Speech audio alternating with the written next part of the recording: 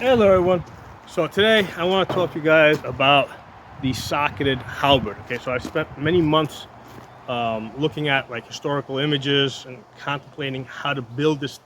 Um, the issue is with this is that, I mean, fine, you got the top spike that comes down, the legs of the top spike basically straddle the blade, right? And they forge well together, and that's what forms the langets down here. But the thing with the socketed halberd is that the shaft needs to come up inside here. So the question becomes like, how do you come up inside here when you've got this blade over here? Okay, so that was the problem that I was like kind of like banging my head trying to figure out for many months. In one prototype that I made, like this one, I actually had this mounted at one point, and I took it off.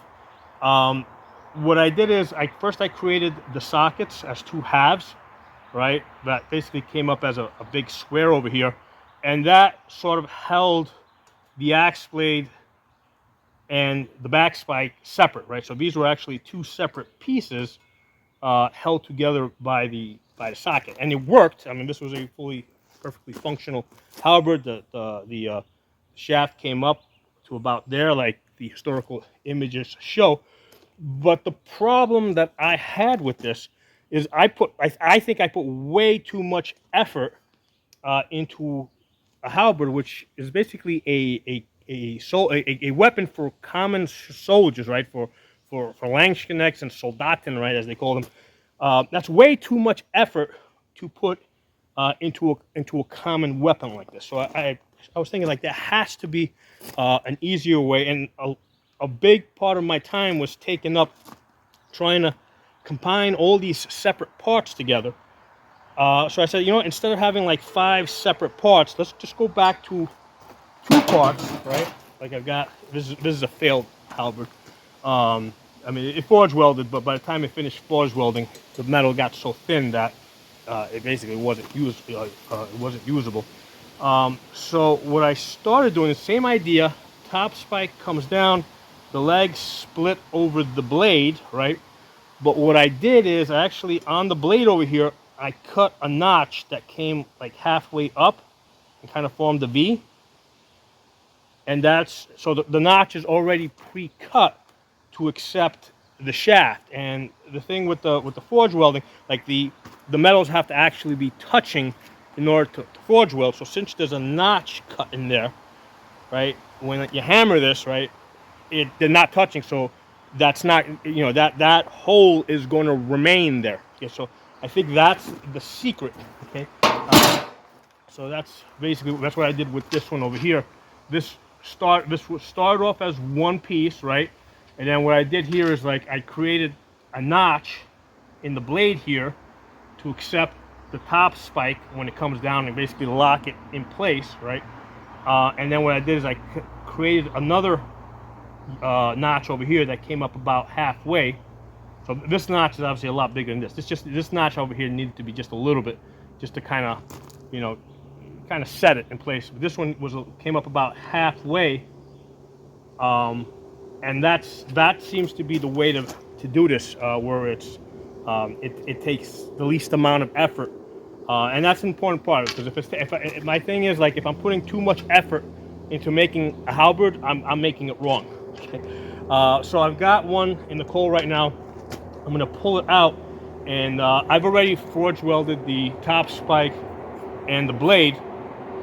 And what we're going to do is we're going to split the legs using the mandrel.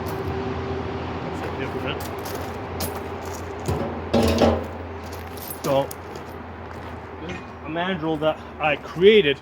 So this notch over here basically fits that notch that I created in the blade, right? This protrusion over here. It's gonna fit in. So with this one, what I did is basically I was able to hammer, like once I set it, I was able to actually hammer around the mandrel and fold it in. So with this other one, actually, I'm not gonna fold it in.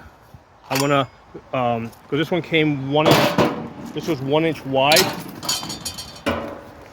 right? So yeah, this is 1 inch wide. I actually want to go like 1.5 inches. So basically I want to do this. Now this stops, so this is a halberd because it's forge welded together as well, but it's not socketed. The wood essentially stops over here. So this is like very much like a poleaxe design, with the difference being that it's not riveted together like a poleaxe is. This is forge welded together. So initially, after I did this one that I wasn't too crazy about, I went back and I did this one, and that kind of gave me the idea of, hey, how about if I create the notch in here so that it's already there. So after I forge weld it together, I can put the mandrel in there, and the hole will already be there, and I'll be able to like kind of essentially spread it open. Okay, so let me go to the coal, get the piece out, and make a little bit more room over here, and let's see if we can make that halberd.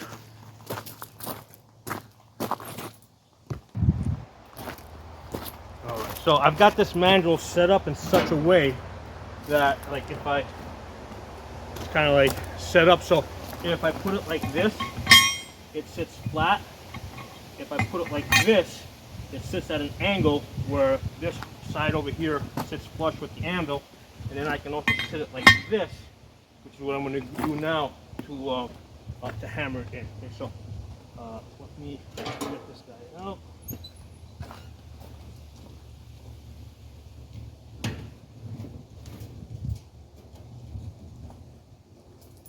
So let me get a little bit of a split going, because this closed up on me a little bit. That's fine.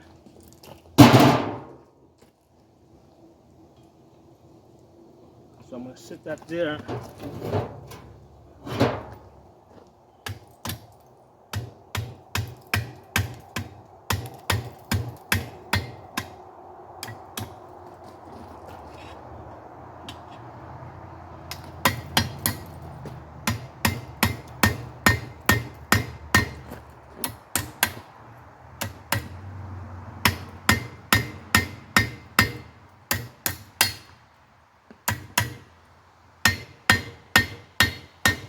So that's all the way in.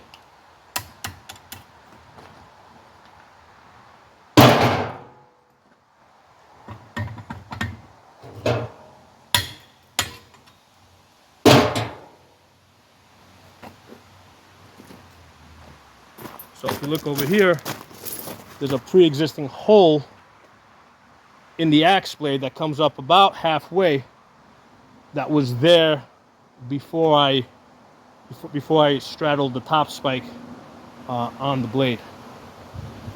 So I thought that'd be interesting to share, because there's really, like, I've been looking it up, there's no historical instruction on how to make a socketed halberd, and this definitely works. I mean, I don't know if it is the one and only way they did it, but in fact I've seen different types. I have seen a couple of halberds that are obviously of a different type of construction, but I think maybe about 70% of the halberds I've seen have this design, where they're socketed, and it looks like it seems like they're about halfway up, because the top spike comes down. It may look like it's kind of continuous, but I think that continuation's where the top spike legs and the bottom here kind of overlap each other. As far as the hardest part about this is actually getting the forge welding to work, which was not so hard historically, because they were able to use wrought iron. That's what they had.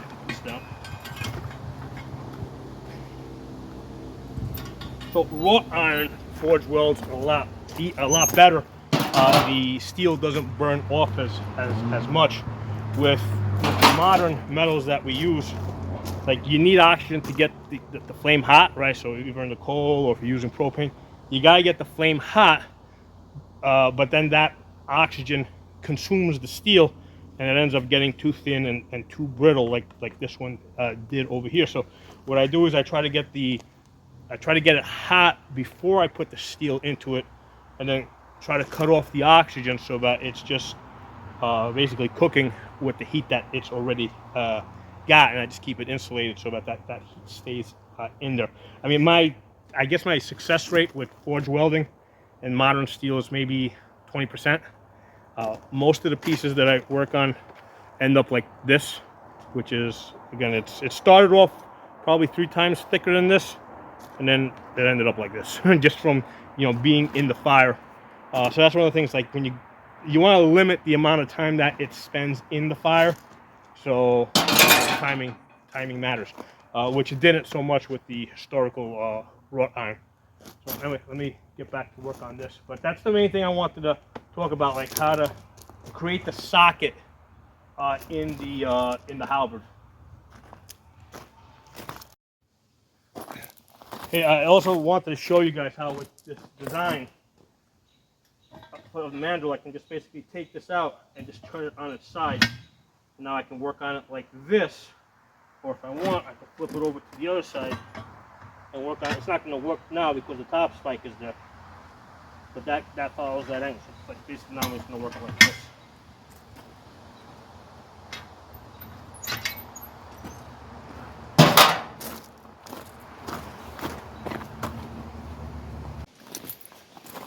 So I actually changed my mind. I didn't want the shaft to be this thick, which is 1 inch. I want it to be a little bit more tapered like this, about 1/2 inch. So what I'm going to do is I'm going to hit it some more. Let me get this out of the pole.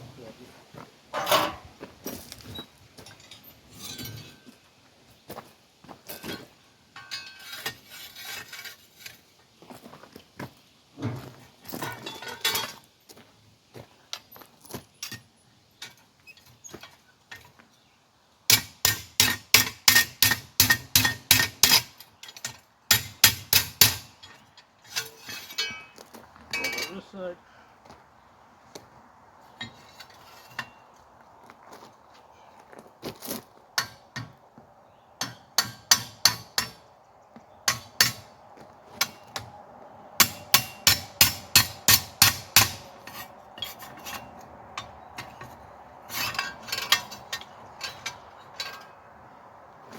I mean, it's at a point now where I could even work out it home later on when I'm mounting it, but it's pretty close to where I want it to be.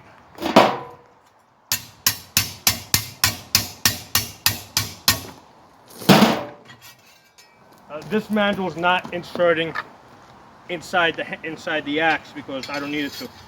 I'm just shaping the langets now.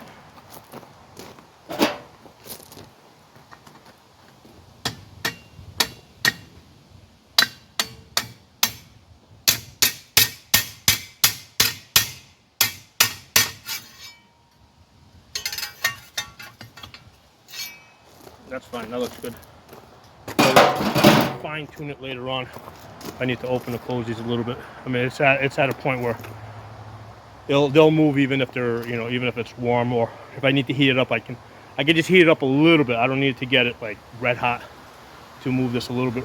If I need to go a little bit more.